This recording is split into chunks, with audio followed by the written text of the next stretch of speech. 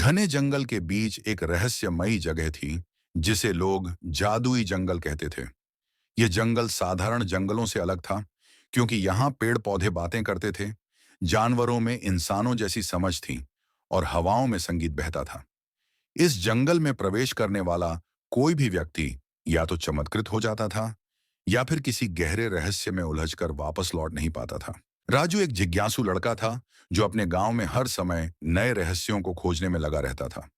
उसने अपने दादा से कई कहानियां सुनी थीं कि जंगल के भीतर एक ऐसा दरवाजा है जो दूसरी दुनिया की ओर खुलता है। उस दुनिया में सब कुछ जादुई था। वहां बोलने वाले पक्षी, चमकते हुए फूल और हवा में उड़ने वाले हिरण थे। राजू ने तय किया कि वह इस जादुई जंगल की सच्चाई का पता लगाएगा। एक दिन वह अपने दोस्त मोहित के साथ जंगल की ओर निकल पड़ा। सूरज ढलने से पहले ही वे जंगल के भीतर पहुंच चुके थे। अचानक उन्होंने देखा कि एक विशाल वृक्ष के नीचे एक दरवाजा झिलमिला रहा था।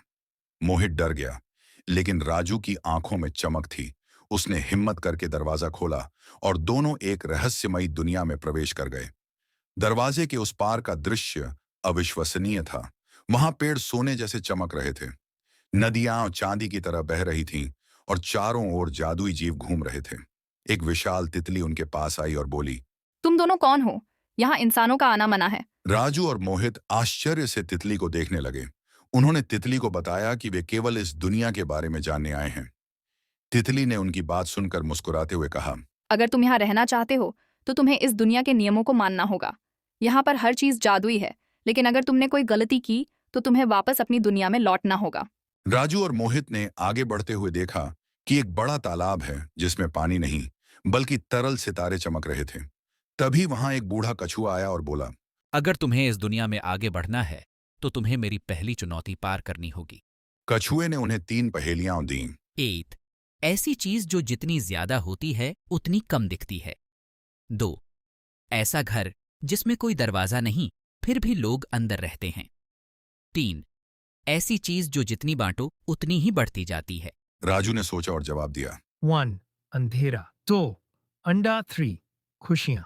कछुआ खुश हो गया और उन्हें आगे बढ़ने दिया। आगे बढ़ते हुए वे एक सुनहरे महल तक पहुंचे। वहां जंगल का राजा, एक विशाल शेर, सिंहासन पर बैठा था। उसने बताया कि यह जादुई दुनिया संकट में है क्योंकि एक शैतानी शक्ति यहाँ के जादू को चुरा रही है। यदि समय रहते इसे नहीं रोका गया तो यह दुनिया नष्ट हो जाएगी। राजू और मोहित ने मदद करने का निर्णय लिया। शेर ने उन्हें बताया कि यह शक्ति एक काले जादूगर के पास है जो पहाड़ की गुफा में रहता है। केवल एक विशेष मंत्र ही उसकी शक्ति को समाप्त कर सकता है। राजू और मोहित पहाड़ की ओर बढ़े। रास्ते में उन्हें कई बाधाओं का सामना करना पड़ा। बोलने वाले वृक्षों ने रास्ता रोका, एक धुएं का राक्षस उनका पीछा करने लगा और एक जादुई नदी ने बहकर उनका मार्ग अवरुद्ध कर दिया। लेकिन वे अपनी बुद्धिमानी से हर बाधा को पार करते गए। अंत में वे काले जादूगर की गुफा तक पहुंच गए। वह एक लंबा डरावना व्यक्ति था जिसकी आंखों से लाल रोशनी निकल रही थी। उसने कहा, तुम दोनों ने यहाँ आकर बहुत बड़ी गलती कर दी। लेकिन राजू ने हिम्मत नहीं हारी। उसने शेर से मिला मंत्र जोर से पढ़ा। अलख निरंजन जादू हो खंडन। जैसे ही मंत्र पूरा हुआ, जादूगर की शक्ति कमजोर पड़ने लगी। वह गुस्से में चिल्लाया, लेकिन अंततः उसका जादू गया और वह धुएं में बदलकर गायब हो गया। जादूगर के जाते ही जादुई जंगल में खुशहाली लौट आई। पेड़ फिर से हरे हो गए, नदियां चमकने लगीं और सब जीव आनंदित हो गए। जंगल के राजा ने राजू और मोहित को धन्यवाद दिया और कहा कि वे हमेशा इस दुनिया के रक्षक रहेंगे। जाते समय राजा ने उन्हें एक जादुई मोती दिया और कहा, जब भी तुम्हें हमारी जरूरत हो बस इसे पकड़कर मेरा नाम लेना और मैं आ जाऊंगा। राजू और मोहित जादुई दरवाजे से वापस लौट आए। जब वे अपने गांव पहुंचे तो यह सोचकर आश्चर्यचकित रह गए कि उनकी दुनिया में समय ठहर गया था। जब वे गए थे तब जो सूरज ढल रहा था वह अब भी वैसा ही था।